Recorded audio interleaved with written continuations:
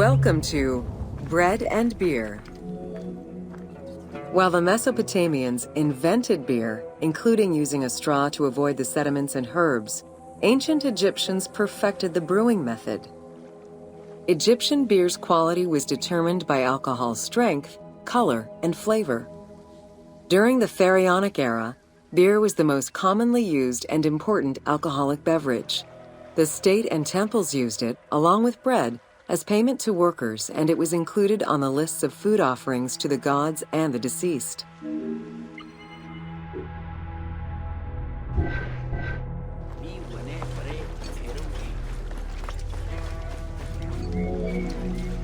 Beer was the popular drink of ceremonies and festivals. The Festival of Drunkenness was even dedicated to it. Considered to be quite nutritional, beer was also significant in the day-to-day lives of ancient Egyptians. Egyptian adults and children consumed beer with all of their meals, and medical texts include hundreds of remedies that contain beer. It remained the most popular alcoholic beverage until the Roman era.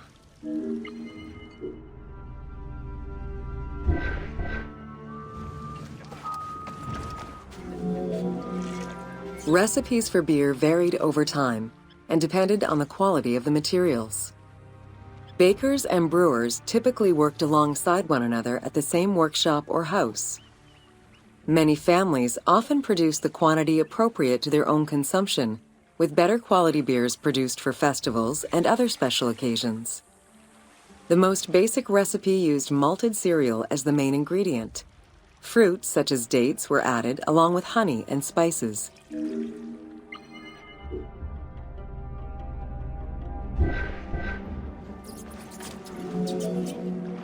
Once baked, bread would be crumbled into the brew to start the fermentation process.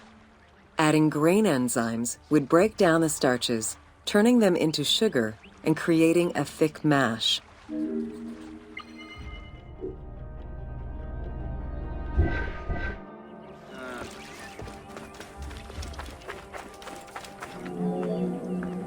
Once ready, the bread and grain mixture was compressed and then strained through a sieve with water into the mix of malt beer.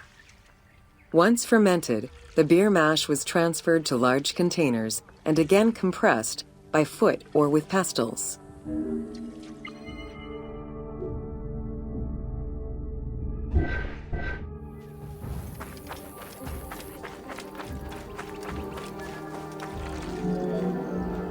Once smooth, the beer was stored in pottery jars and sealed with a clay stopper.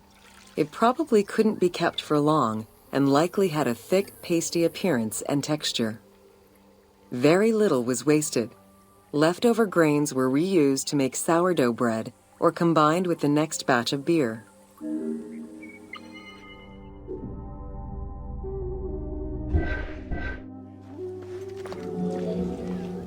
While there are many ancient accounts for making bread, most of the knowledge known about ancient Egyptian brewing comes from an account by the alchemist Zosimus over 300 years after Cleopatra's reign. More recently, Dr. Delwyn Samuel, an archaeobotanist, has proposed alternate antique techniques to brew beer. However, experts are unable to replicate an authentic beer since not all of the techniques and ingredients used by ancient Egyptians are known yet.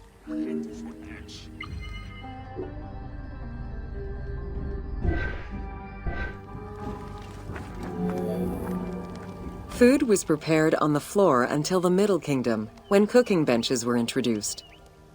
The introduction of durum wheat improved bread quality, meaning that the upper and middle classes ate better.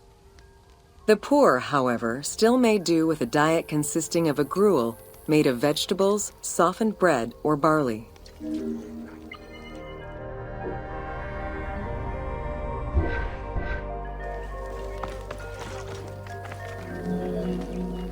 Dough was kneaded by hand or foot, and when sufficiently blended, additional items were added, such as fruits, nuts, honey, and spices.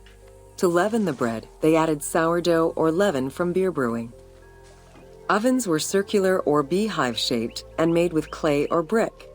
If there was no oven at all, a bread maker used the hot sand to bake flatbread, a technique still in use by some Berbers today.